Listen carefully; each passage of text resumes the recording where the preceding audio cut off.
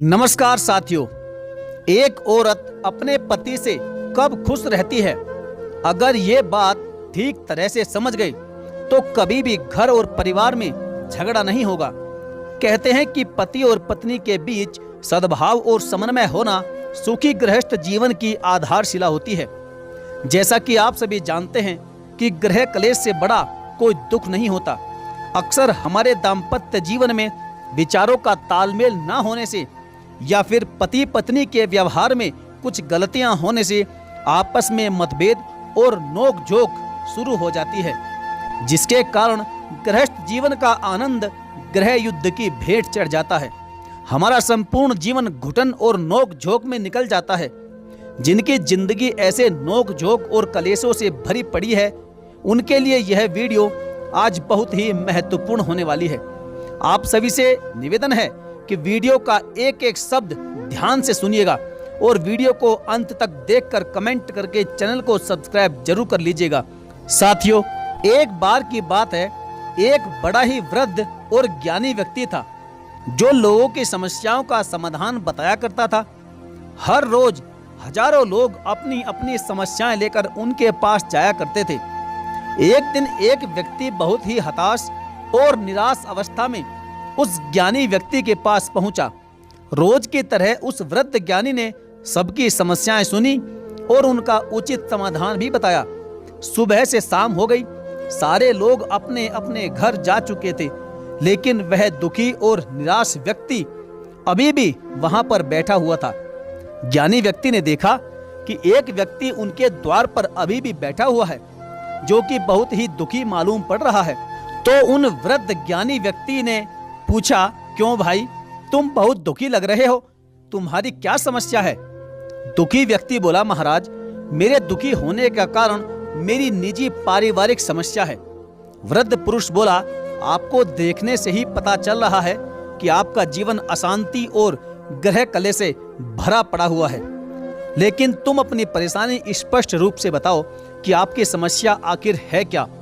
दुखी व्यक्ति कहने लगा कि महाराज, मैं जब से व्यवहारिक जीवन से बंधा हूँ, मेरा दाम्पत्य जीवन एक भी दिन सुख और शांति और संतोष से नहीं बीता। मैं अपने जीवन से इतना दुखी हूँ कि कई बार तो मैं सोचता हूँ कि संबंध विच्छेद कर लूं। रोज रोज की घुटन से तंग आकर आत्महत्या करने का भी विचार मेरे मन में आता रहता है। मैं अपनी पत्नी से संतुष्ट नहीं हूँ। उसके और मेरे स्वभाव में धरती और आसमान का फर्क है। उसकी रुचि मेरी रुचि से बिल्कुल अलग है। उसकी आदत और विचारों में भारी असमानताएं हैं, जिसके कारण हम दोनों की जिंदगी में हर समय अनबन बनी रहती है।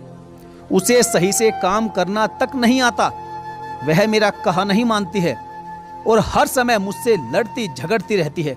कभी सीधे मुंह बात तक नहीं करती। उसे मेरा बर्ताव अच्छा नहीं लगता और मुझे उसका। मैं ऐसा क्या करूं जो मेरा जीवन खुशहाल हो जाए? दुखी व्यक्ति की बात सुनकर ज्ञानी व्यक्ति थोड़ी देर तो सोचते रहे और फिर बोले कि थोड़ी देर रुको, मैं तुम्हारी इस समस्या का समाधान अभी बताता हूँ। इतना कहकर वे अपने घर के अंदर चले गए। वो व्यक्ति द्वार पर बैठा हुआ सोच रहा था कि जरूर ये ज्ञानी पुरुष मुझे कोई अच्छी बात बताएंगे, जिससे कि मेरी और मेरी पत्नी के बीच की कड़वाहट और पारिवारिक कलह समाप्त हो जाएगी। हम दोनों के बीच का तनाव समाप्त हो जाएगा।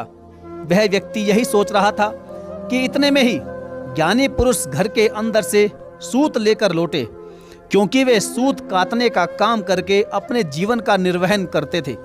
उस व्यक्ति के सामने आकर निसंकोच भाव से बैठ गए और सूत काटने लगे। थोड़ी देर के बाद वे अपनी पत्नी से बोले, अजय सुनती हो भाग्यवान, बहुत अंधेरा है, मुझे सूत काटने में दिक्कत हो रही है। यदि तुम्हें तकलीफ ना हो तो मेरे पास एक दीपक जलाकर रख जाओ। साथियों, अभी काफी अंधेरा हुआ नहीं था, बिना दीपक के भी काम चल सकता था। फिर भी उन्होंने दीपक जलाकर रख जाने को कहा। वह व्यक्ति भी सोचने लगा कि ज्ञानी पुरुष कितने पागल हैं, जबकि अभी भी दिन है तो भी ये पुरुष दीपक मंगवा रहे हैं। दिन में भला दीपक का क्या काम? अजीब सी मूर्खता है। यही सोचकर वह व्यक्ति उनकी मूर्खता पर मन ही मन हंसने लगा। तभी थोड़ी देर में उसने देखा कि उस ज्ञानी पुरुष की पत्नी चुपचाप दीपक जलाकर ले आई और जहां वे सूत काट रहे थे वहां रखकर चली गई। दुखी व्यक्ति सोचने लगा कि मुझे लगता है कि ज्ञानी पुरुष बिल्कुल पागल है और उनकी पत्नी भी बेअकल और बेढंगी है कि दिन में ही दीपक जलाकर रख गई। उन्होंने एक बार भी इनसे यह नहीं पूछा कि अभी तो दिन है और दिन में दीपक का भला क्या काम। साथियों, फिर क्या हुआ? फिर उसने देखा कि उनकी पत्नी 2 गिलासों में दूध लेकर आई। एक गिलास अपने पति को दे दिया और दूसरा गिलास उस व्यक्ति को दे दिया और फिर घर में चली गई। वे दोनों दूध पीने लगे। फिर उसके बाद ज्ञानी पुरुष की पत्नी भागते हुए आई और बोली, अजी दूध में मीठा तो कम नहीं रह गया? ज्ञानी पुरुष कहने लगे, नहीं भाग्यवान, हमारे हिसाब से दूध बिल्कुल ठीक मीठा है। साथियों, उधर ज्ञानी पुरुष की पत्नी ने देखा कि नजर कम होने के कारण धोखे से दूध में चीनी की जगह नमक पड़ गया था। यह जानकर उन्हें बड़ा अफसोस हुआ, परंतु वह व्यक्ति सोचने लगा कि ज्ञानी पुरुष भी कितने अजीब और मूर्ख आदमी हैं। कह रहे हैं कि दूध में मीठा काफी है, जबकि दूध में मिठास तो है ही नहीं।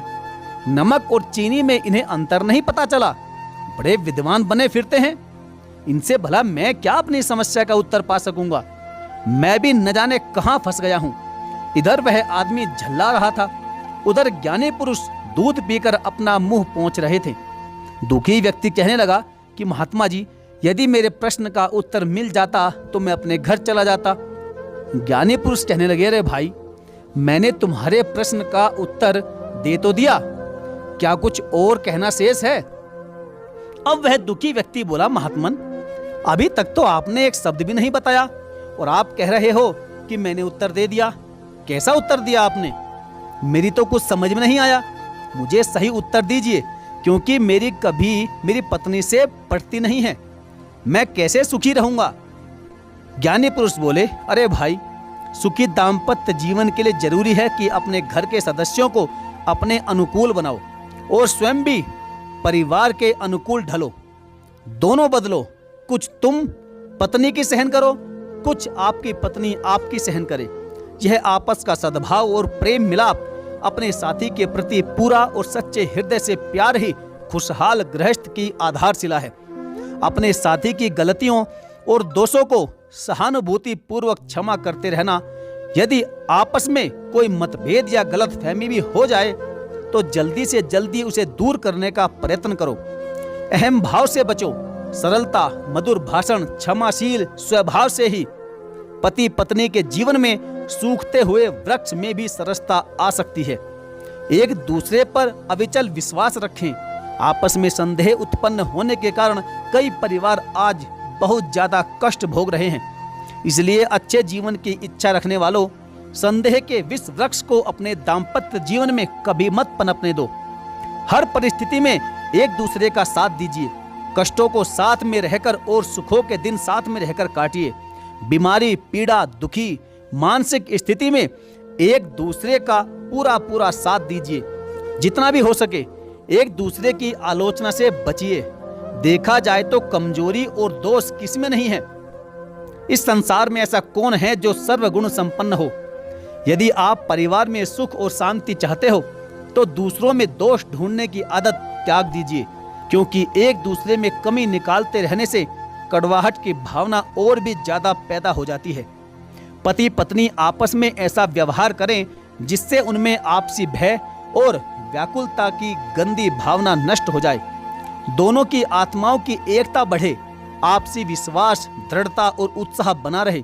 साथियों, खुश रहने के लिए त्याग की जरूरत होती है। नम्रता एक ऐसा गहना है जो सबको अपने वश में कर लेता है। धरती पर स्वर्ग है मगर भोगता उसे कोई कोई है। रोना जिंदगी का समाधान नहीं होता, हर वजह का कारण होता है। वजह नहीं बल्कि कारण को समझना चाहिए। पति पत्नी का रिश्ता पवित्र है, ये सौदा नहीं होता। कुछ बातों के साथ झगड़ा जुड़ा रहता है, जैसे निंदा, चुगली, शराबखोरी, पर स्त्रीगमन और किसी बात पर लंबे समय तक बहस करना। यदि आप चाहते हैं कि आपकी पत्नी आपसे झगड़ने की बजाय आपका सम्मान करे, आपसे प्रेम करे, तो अपने अंदर कुछ आदतों में सुधार कीजिए। जैसे पत्नी के कार्य की प्रशंसा। एक बार को उससे कुछ गलती भी हो जाए भोजन में कुछ कमी रह जाए तो भी उसके कार्य की सराहना कीजिए। इससे कार्य के प्रति तो उसका आत्मविश्वास बढ़ेगा ही साथ आपके प्रति प्रेम भी बढ़ेगा। वह सोचेगी कि मेरा पति कितना अच्छा है कि मुझसे एक गलती हो गई उसे भी छुपा गया और मेरी मेहनत के लिए मुझे सराहा भी। साथियों, याद रखना, जब पत्नी प्रसन्न रहेगी तभी तो वो आपको खुश रख पाएगी। पत्नी को खुश रखना पति का कर्तव्य बनता है। यदि पति अपनी पत्नी को इज्जत और सम्मान देता है, उसके कार्य की प्रशंसा करता है और उसे सहयोग देता है, उसके किसी कार्य को लेकर उस पर चिल्लाता नहीं है, टीका टिप्पणी नहीं करता है, दोष नहीं निकालता है, दूसरों के सामने उसे अपमानित नहीं करता है, तो स्त्री हमेशा प्रसन्न चित्त रहेगी, खुश रहेगी। और जब वो खुश रहेगी तभी वह आपको भी प्रसन्नता दे पाएगी। प्रसन्न मुद्रा में रहने वाला व्यक्ति बड़ी से बड़ी विपत्ति से भी आसानी से लड़ जाएगा, बाहर निकल जाएगा। वह कभी हताश और निराश नहीं होगा। आत्महत्या जैसे दूषित विचार कभी उसके मन में आएंगे ही नहीं। गृहस्थ जीवन की खुशहाली के लिए यह कुछ महत्वपूर्ण बिंदु हैं, इन पर हमें जरूर ध्यान देना चाहिए। नंबर 1, चिल्लाकर या झल्लाकर कभी भी क्रोध में ना बोलें और दूसरों के सामने तो बिल्कुल भी नहीं। नंबर 2, पत्नी के कार्य की प्रशंसा करते रहना। नंबर 3, उसके कार्य का पूरा श्रेय उसे जरूर मिलना चाहिए। नंबर 4, पत्नी को बेइज्जत करने वाली बातें नहीं बोलना चाहिए। नंबर 5, पति को चाहिए कि उसे समय भी दे। नंबर 6, स्वयं को श्रेष्ठ कहना और उसे पैरों की जूती समझना, यह सबसे बड़ी भारी गलती होती है। दोनों एक दूसरे के पूरक हैं, तो बड़े छोटे का सवाल ही नहीं होता। सम्मान दोगे तो सम्मान ही मिलेगा। मौन के वृक्ष पर शांति के फल लगते हैं। साथियों, आपको यह वीडियो अच्छी लगी हो तो वीडियो को लाइक करके चैनल को जरूर सब्सक्राइब करिएगा और साथ ही साथ बेल आइकन को प्रेस करना ना भूलें। यदि आपकी कोई राय है तो वह भी कमेंट बॉक्स में लिखना ना भूलें। तो चलिए साथियों, मिलेंगे फिर और किसी दमदार कहानी के साथ। तब तक के लिए धन्यवाद। जय हिंद।